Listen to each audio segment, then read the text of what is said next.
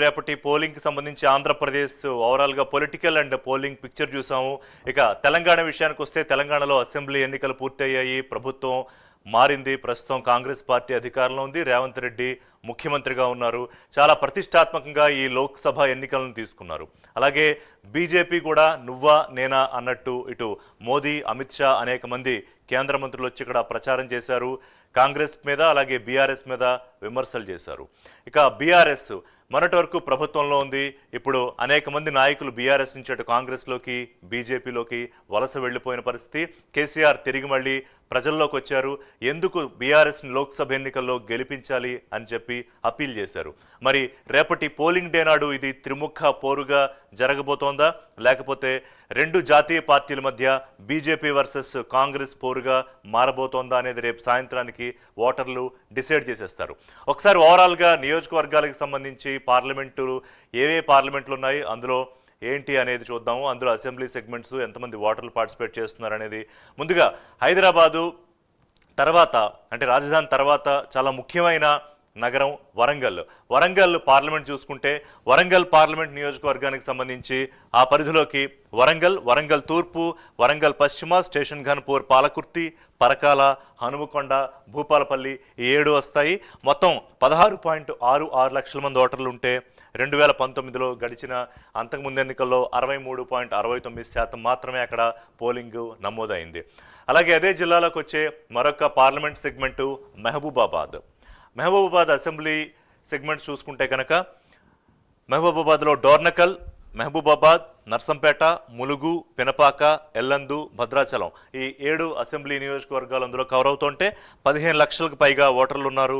69% గతంలో పోలింగ్ నమోదైంది. మరి ఈసారి ఎంతమంది పోలింగ్లో పార్టిసిపేట్ చేసే అవకాశం ఉంది? పోలింగ్ పర్సంటేజ్ పెరుగుతుందా?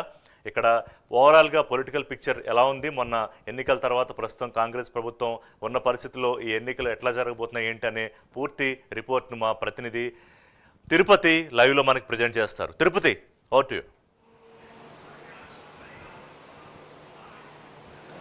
రిషి, ఉమ్మడి వరంగల్ జిల్లా వ్యాప్తంగా 2 పార్లమెంటు నియోజకవర్గాలు ఉన్నాయి. ఒకటి వరంగల్ పార్లమెంటు నియోజకవర్గం, రెండోది మహబూబాబాద్ పార్లమెంటు నియోజకవర్గం. ఇక్కడ ఈ 2 నియోజకవర్గాలకు సంబంధించి ఉమ్మడి వరంగల్ జిల్లాలో రాజకీయాలు చాలా ఆసక్తికరంగా మారుతాయి. ఎప్పటికప్పుడు ట్విస్టుల రాజకీయంతో కూడా కొంత ఆసక్తికరంగా రాజకీయ విశ్లేషకులు భావించినటువంటి పరిస్థితి కనబడుతుంది. ఈ 2 పార్లమెంటు నియోజకవర్గాల్లో ప్రజలంతా, ఓటర్లంతా కూడా స్వేచ్ఛాయుతంగా, ప్రజాశాంతయుతంగా ఓటు హక్కు వినియోగించేందుకు ఎన్నికల అధికారులు అన్ని ఏర్పాటు చేశారు. ఈ రోజంతా కూడా డిస్ట్రిబ్యూషన్ సెంటర్ దగ్గర నుంచి ఈవీఎం ప్యాడ్లంతా తరలించి పోలింగ్ సెంటర్ దగ్గరికి చేరిన పరిస్థితి కనబడుతుంది. సాయంత్రం 4 గంటల 5 గంటల ప్రాంతంలో 2 పార్లమెంటు నియోజకవర్గాలకు సంబంధించినటువంటి అసెంబ్లీ నియోజకవర్గాలలో పోలింగ్ సెంటర్ దగ్గరికి ఎన్నికల సామాగ్రి అంతా చేరినటువంటి పరిస్థితి కనబడుతుంది. ఒకసారి కనుక 2 పార్లమెంట్ నియోజకవర్గాల రాజకీయ పరిస్థితులు కావచ్చు, ఎన్నికలకు సంబంధించిన అధికారులు ఎటువంటి ఏర్పాటు చేశారని ఒకసారి వివరించి మీకు చెప్పేటువంటి ప్రయత్నం చేస్తాను. మొదటగా వరంగల్ పార్లమెంటు నియోజకవర్గాన్ని గమనిస్తే వరంగల్ పార్లమెంటు నియోజకవర్గం 7 అసెంబ్లీ నియోజకవర్గాల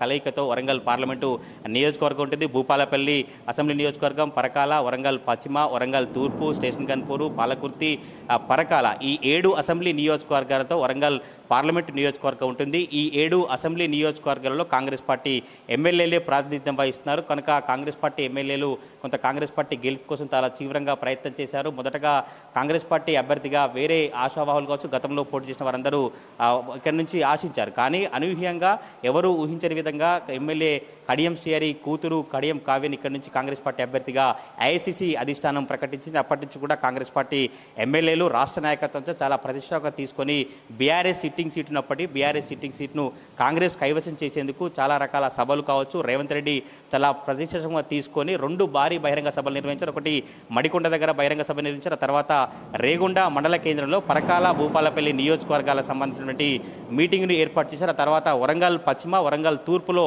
రోడ్ షో నిర్వహించి కార్నర్ మీటింగ్లు నిర్వహించారు. రేవంత్ రెడ్డితో పాటు స్థానిక మంత్రులంతా కూడా కడియం కావ్య కోసం ప్రచారం చేసినటువంటి పరిస్థితి కనబడుతుంది. బీఆర్ఎస్ అభ్యర్థి కోసం కేసీఆర్ బస్సు యాత్ర చేశారు. ఆయనతో పాటు మాజీ మంత్రులు హరీష్ రావు, కేటీఆర్ కూడా ప్రచారం చేసి బీఆర్ఎస్ పార్టీ అభ్యర్థి గెలుపు కోసం వారి ప్రయత్నాలు వారు కొనసాగించారు. ఆ తర్వాత బీజేపీ ఎంపీ అభ్యర్థిగా వర్ధనపేట మాజీ ఎమ్మెల్యే ఆరూరి రమేష్ను బీజేపీ అధిష్టానం ప్రకటించింది. అప్పటి నుంచి కూడా కొంత దూకుడు పెంచి ప్రచారం అనేది కొనసాగించారు. ఈయన ఆయన మద్దతుగా మోడీ పెద్ద బహిరంగ సభ నిర్వహించారు. మోడీతో పాటు ఉత్తరాఖండ్ సీఎం, రాజస్థాన్ సీఎం కూడా ఈ ప్రచార కార్యక్రమాల్లో పాల్గొని వరంగల్ పార్లమెంటు నియోజకవర్గంలో 3 ప్రధాన రాజకీయ పార్టీల అభ్యర్థులు హోరాహోరీగా ప్రచారం కొనసాగించి ఓటర్లందరినీ ఆకర్షించుకునే విధంగా ఇంకా ఎవరికి వారే ఎత్తులు పై ఎత్తులు వేసినటువంటి పరిస్థితులు వరంగల్ పార్లమెంటు నియోజకవర్గంలో కనిపిస్తుంది. వరంగల్ పార్లమెంటు నియోజకవర్గంలో 18,24,666 మంది ఓటర్లు ఉన్నారు. ఈ అందరూ ఓటు హక్కు వినియోగించుకునేందుకు వరంగల్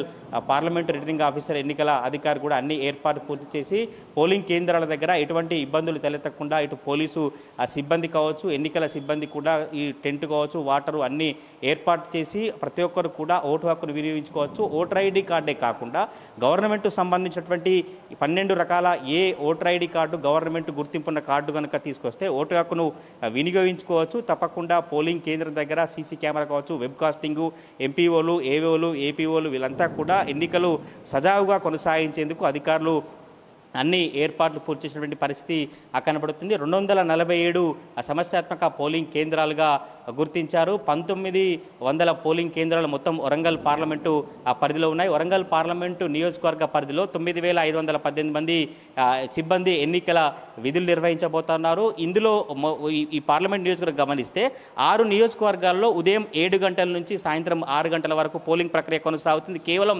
భూపాలపల్లి నియోజకవర్గంలోని ఏజెన్సీ ప్రాంతం కావచ్చు, భూపాలపల్లి జిల్లాను కొంత ఇప్పుడు మావోయిస్టు ప్రభావిత ప్రాంతం కావచ్చు, ఏజెన్సీ ప్రాంతం నేపథ్యంలోనే భూపాలపల్లి అసెంబ్లీ నియోజకవర్గంలో ఉదయం 7 గంటల నుంచి సాయంత్రం 4 గంటల వరకు మాత్రమే పోలింగ్ ప్రక్రియ కొనసాగుతుంది. ఎందుకంటే కొంత మావోయిస్టు ప్రభావిత ప్రాంతం కావచ్చు, ఏజెన్సీ ప్రాంతం ఉన్న నేపథ్యంలోనే 7 గంటల నుంచి 4 గంటలు మాత్రమే పోలింగు సమయం ఉంచారు. ఇలా వరంగల్ పార్లమెంటు నియోజకవర్గ వ్యాప్తంగా ఓటర్లందరూ తమ ఓటు హక్కును వినియోగించేందుకు ఎన్నికల అధికారులు ఏర్పాటు చేశారు. బీజేపీ, బీఆర్ఎస్, కాంగ్రెస్ పార్టీ అభ్యర్థులు అంతా కూడా ఓటర్లను ఆకర్షించుకుని వారి ప్రయత్నాలు వారు కొనసాగిస్తూ ఇలా వరంగల్ పార్లమెంటు రాజకీయాలు ఆసక్తికరంగా ఏర్పాటు జరిగిన సిచ్యువేషన్ కనబడుతుంది. అధికారులు కూడా అన్ని ఏర్పాట్లు పూర్తి చేసి ఇప్పటికే ఓటర్లకు అవగాహన కల్పిస్తూ ఓటు హక్కును వినియోగించుకోవాలి, ఇటు 5K రన్ నిర్వహించడం కావచ్చు, ఇటు సెల్ఫీ ఓటు మీరు వేశారు, మీరు వేయాలి, మేము వేసామంటూ కూడా ఇలా ఎన్నికల అధికారులంతా కూడా వరంగల్ తూర్పు, పశ్చిమ నగరం కావచ్చు అన్ని అసెంబ్లీ నియోజకవర్గంలో ర్యాలీలు నిర్వహించి ఓటర్లకు అవగాహన కల్పించి వరంగల్ పార్లమెంట్ నియోజకవర్గంలో ప్రస్తుత పరిస్థితులు ఈ విధంగా ఒకసారి మహబూబాద్ పార్లమెంటు నియోజకవర్గం కనుక చూస్తే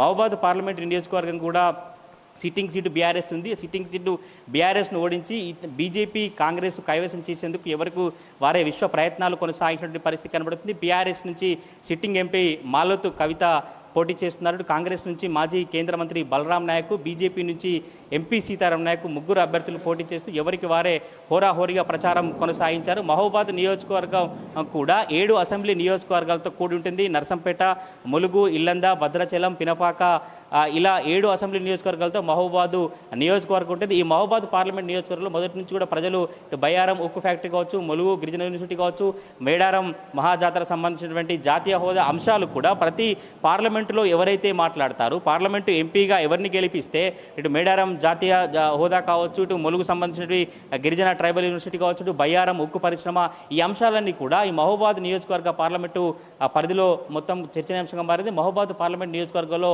15,24,066 మంది ఓటర్లు ఉన్నారు. ఇక్కడ మొత్తం ఎన్నికల సిబ్బంది 3,746 మంది ఎన్నికల సిబ్బందిని అధికారులు ఏర్పాటు చేసినటువంటి పరిస్థితి కనబడుతుంది. ఇందులో మొత్తం 15,32,366 ఓటర్లు ఉంటే ఇందులో 7,47,536 పురుషులు ఓటర్లు ఉన్నారు. 7,84,424 మహిళలు ఉన్నారు. మొత్తం పోలింగ్ కేంద్రాలు 1,809 పోలింగ్ కేంద్రాలను ఏర్పాటు చేశారు. 2019 ఎన్నికల్లో 69.06 కూడా పోలింగ్ శాతం నమోదైన పరిస్థితి కనబడుతుంది. వరంగల్ పార్లమెంటు నియోజకవర్గంలో 63.70 కూడా పోలింగ్ శాతం నమోదైన పరిస్థితి కనబడుతుంది. 2 నియోజకవర్గాల్లో ఈసారి పోలింగు ఎక్కువ అయ్యే అవకాశం ఉన్నట్టు కూడా అధికారులు చెప్తారు. ఎందుకంటే ఆ మేరకు అవగాహన కార్యక్రమాలు కొనసాగించామని ఎన్నికల అధికారులు చెప్తున్నటువంటి సిచ్యువేషన్ కనబడుతుంది. 2 పార్లమెంట్ నియోజకవర్గాల్లో మాత్రం ఎవరు గెలుస్తారు, ఎంతమందికి పోలింగ్ శాతం నమోదవుతున్న చర్చ అయితే కొనసాగుతా ఉంది. Thank you Tirupati. ఇటు వరంగల్, మహబూబాబాద్ 2 పార్లమెంట్ సెగ్మెంట్కి సంబంధించి క్లియర్ పిక్చర్ ఇచ్చినందుకు. ఇక